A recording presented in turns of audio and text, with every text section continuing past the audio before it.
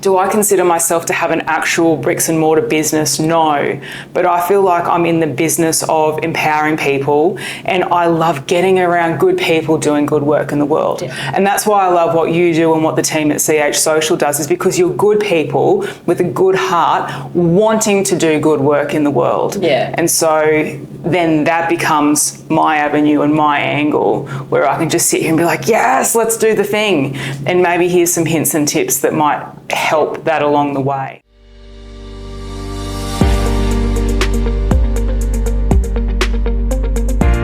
I'm here today with Lisa. I met Lisa at a CHDC business networking night one night.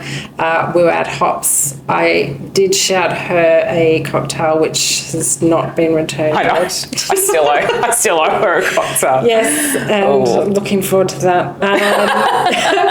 And then we kind of just hit it off, and Lisa's been helping me for a couple of months, business-wise, personal growth. I did the low stress speaking course that she ran, or pilot program that she ran, and I'm so excited to watch that blossom and grow and do what it needs to do, because it was amazing.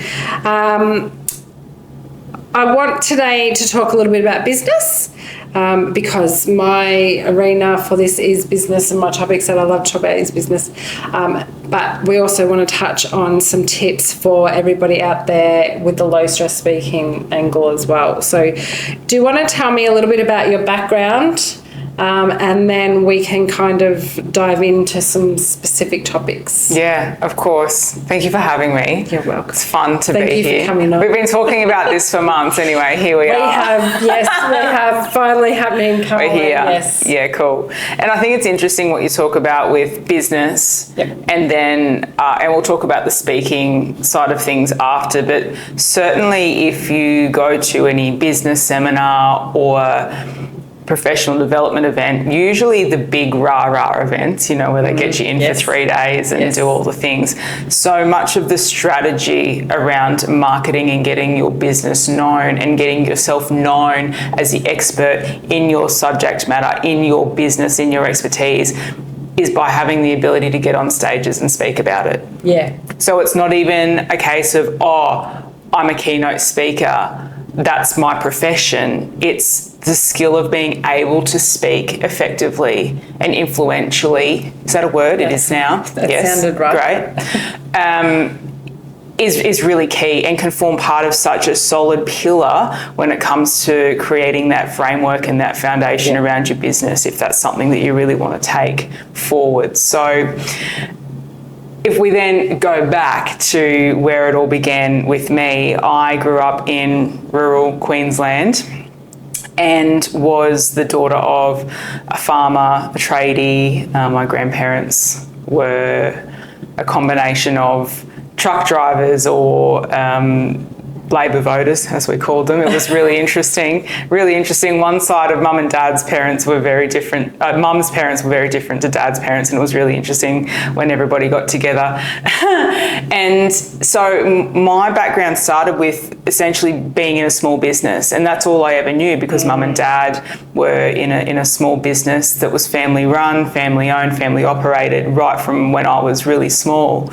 And so then, and it was quite interesting, because the advice that my dad got me, all he ever wanted me to do was get good grades, go to uni, get a good job. Like, go get a job, go get a job, go get a job. I'm like, yeah, but Dad, why? Because you're in business. And now I know, I'm a little bit older and I've had some experience. It's definitely a case around business is hard, man. Oh, yeah. Like, business is hard. And so I think he looks at me, he's like, I don't want my poor little girl to have to do hard things. Go and get a job. That'll be way easier. Yeah. And he's not wrong. Yeah. But easier isn't always better. Right?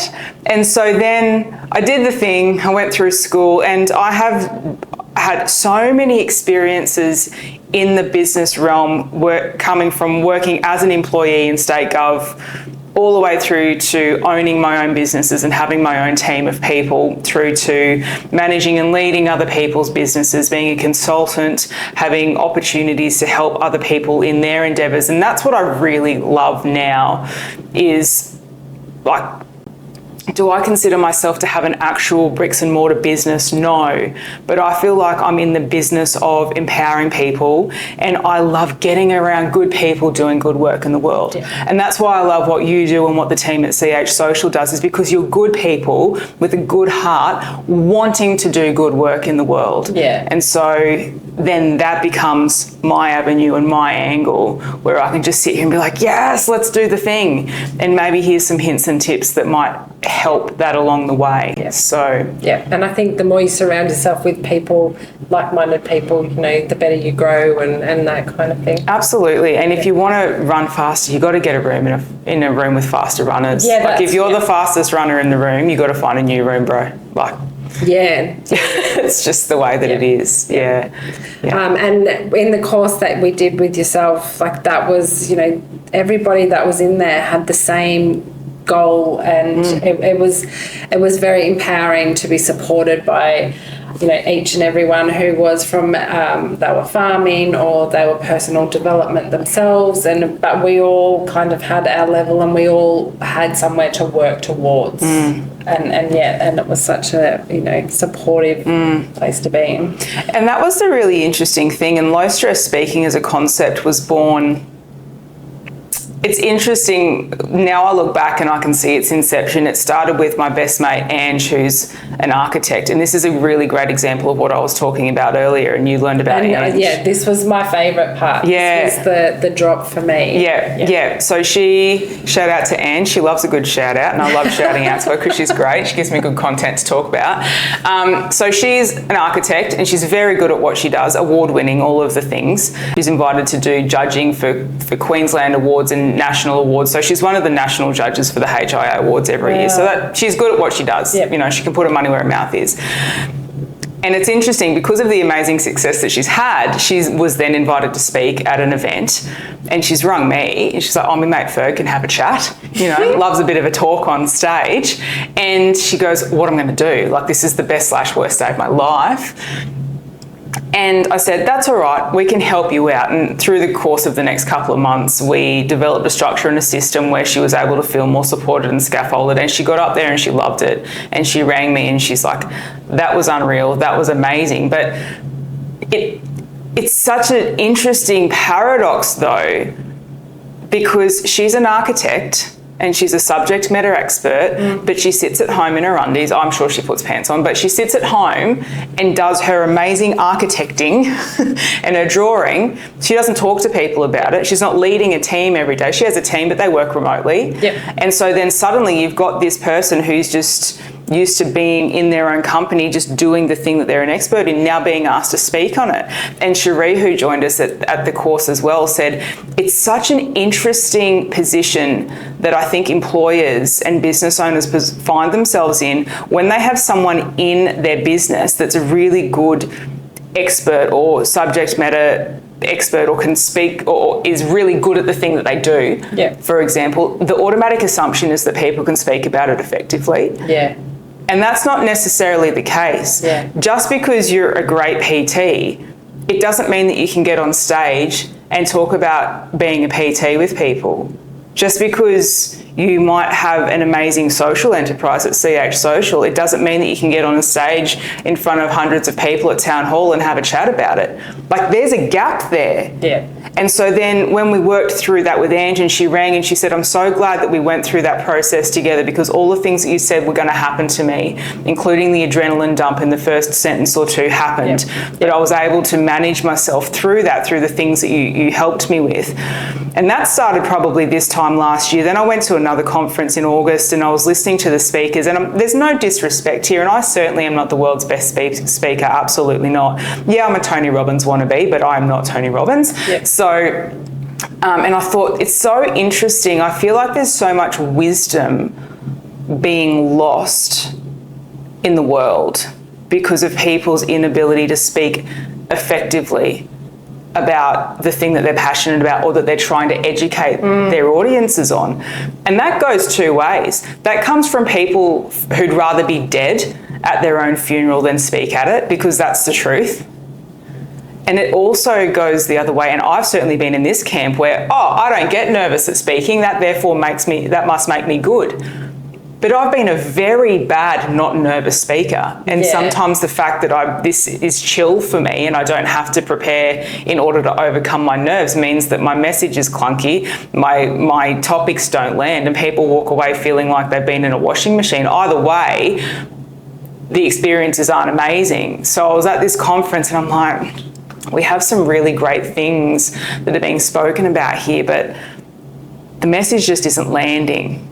It was super interesting. And then when we went to the Changemakers event late last year and the overwhelming need from people that was suggested from people of all walks, from ag, from government, from private enterprise, from small business, from corporate business, we need public speaking help. There's a gap here. I feel like there's a skill gap here, and that's what we want. So I thought, I can help with that. Yep.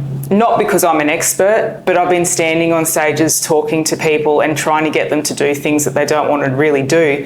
For the last 20 years. My background's in health and fitness. I've been a PT and group fitness instructor for a long time. So trying to get 25, 30 people to do a bunch of burpees when they really don't want to do it, you've got to be effective in your communication from in front of people. And so you just learn. Yeah, and it's such an honour and a privilege to just be able to have taken all of my experiences, both good, bad and ugly, and say, this is what's worked for me. It might help you, take it or leave it, but then make that accessible regionally. Make that accessible rurally. Like if you type in on Eventbrite, I'm sure you'd find a heap of speaking events in the city, but what about out here? So that's what's been really exciting. Mom, what's there to do around here? All right, that's it. Let's go to the social hub. The Social Hub, it's got everything. Movies for young and old, a cafe to catch up or for all your catering needs, events to keep your family entertained. They even have spaces for parties, business and even corporate events.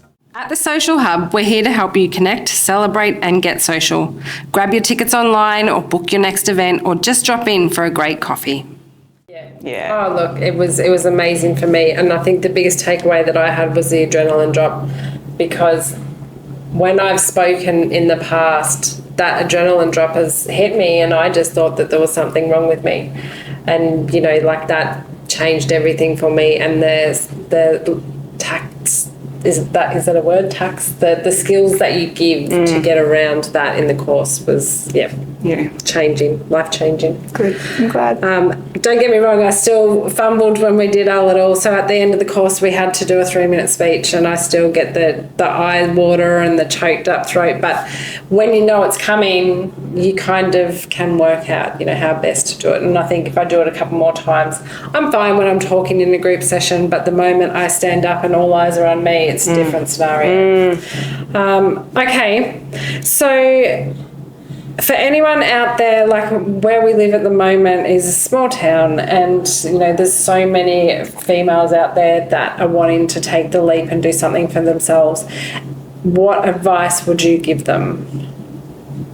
Business-wise, courage, personal development, because I know that you've helped me with all those areas. I'm so glad that you said that word courage just then, because that's you know, that forms part of it, a really integral piece that I teach. And so if I can suggest anything, is that mastery and the sweet spot I really find in business, in life, in anything, in having a go, is where courage and competence collide. And what I mean by that is that having the guts to get in and have a go and be willing to suck and be willing to be quite bad and learn from it and get up and that takes courage. As an adult, I don't know what happened, but when we were learning to walk, all as babies, we sucked at it for a while. The people around us encouraged us to keep going. Our mothers didn't smack us across the face and say, get up, you little dummy, what's wrong with you? In fact, why didn't you come shimmying out of the womb? But this is the expectation that we put on ourselves when we're learning something new as adults. And so if you have the courage to get in and have a go, and then have just to be able to nurture yourself through that process and remind yourself and be kind, I'm learning something new here. Even speaking, even though most of us have been speaking longer than we've been walking, we're really confident with our walking, but then suddenly if we need to speak, depending on the context and what we've made that mean, we can suddenly feel like, It's definitely what we've made that mean, hey, when you just said that then, because, you know, how we perceive ourselves is the result on how we stand up and deliver. yeah, that's right. Yeah, and headspace is massive. And so we sit here and go, I'm so bad at speaking, but how much have you done it? Yeah. And you expect yourself to be fine at speaking, but because we feel uncomfortable about it and we feel bad and we feel like we're shit at it, we don't do it. We don't get in the arena, right? So then we're never going to get any better at it. So then the competence side of that never evolves, never grows, never gets any better because we don't have the courage to get in and to give ourselves grace and to give ourselves space and permission to be able to move and grow. Because I can sit here, and this is what we talk about in the course, and we do a 2-day workshop, and we also have a 5-week online option as well. And I tell all of my participants, I can sit here and yap at your face for the next 2 days or 5 weeks. But words, at the end of the day, words don't teach. Experience teaches. Yeah. And so the biggest lessons that I've learned in business didn't come from business school. It come from making some pretty ordinary decisions in business on the ground, you know, when we had no money and we had no leverage, and we were going to mum and dad's once a week for a decent feed, and in the meantime living on porridge. And Vegemite on toast. Yeah, and baked beans. That was the staple. I remember we found $20 in the gutter one day. It was like Christmas, man. It was amazing. Yeah. But then you've got that fire, you've got that passion, you've got that burn, the thing that you're going into in this business or this project, there's got to be a bit of fire in it, because it's hard enough when you love it, let alone trying to keep some wind in your sails 100%. when you don't. Yeah.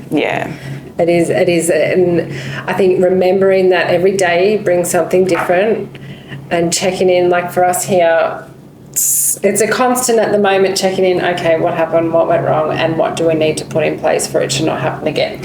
And procedures play a big role in that, you know, and just understanding that mistakes will be made. But even the growth that I have seen in you in the last 6 weeks from when we started, like we've been working together for a while, but officially, to now is massively remarkable. I don't see that. Oh, huge, for sure. Like when I first came in and we had our first strategy session, you were so unsure. You're like, oh, really? And I'm like, yeah, man, this is what we're doing. Well, Whereas I've just walked in here today and you're like, right, this is what's happened. This is what we're doing. And I'm like, you're amazing. So good.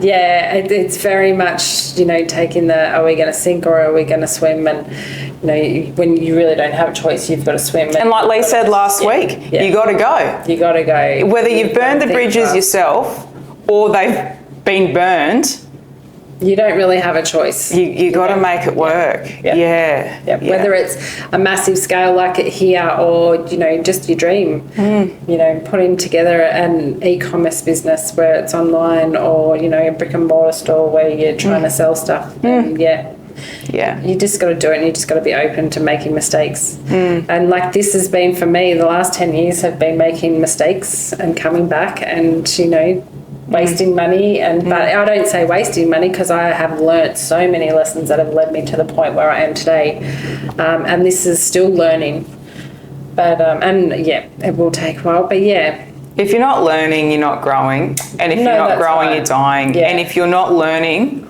you're not making mistakes. So making mistakes isn't even something that happens by virtue of being in business, because it will. It's actually necessary and required. You can't not do business without making mistakes. You can't. It's not possible. All right. Have we got anything else that we need to touch on, or can we like do this as a round one podcast and we can come back? Yeah, let's do this again. Yeah, we should do a series. I like the series. Yeah. We can bring some light. We can go on a journey. Maybe we can have. We can go on a high five journey. Cocktails. Bloody great idea. All right. Yes, we'll have a couple first, and then who knows what will go on after that. That would be interesting. Wouldn't that be funny? Yeah. That was sponsored by Hobbs. Sean, you're watching this. We could do it in the little outback area there or up the top. Yes, down for that. Yeah, cool. Good one. Okay, well, thanks, Lisa, for coming, finally stepping into my arena. We'll see you next time. See you then. Bye. Thanks for having me. Yeah.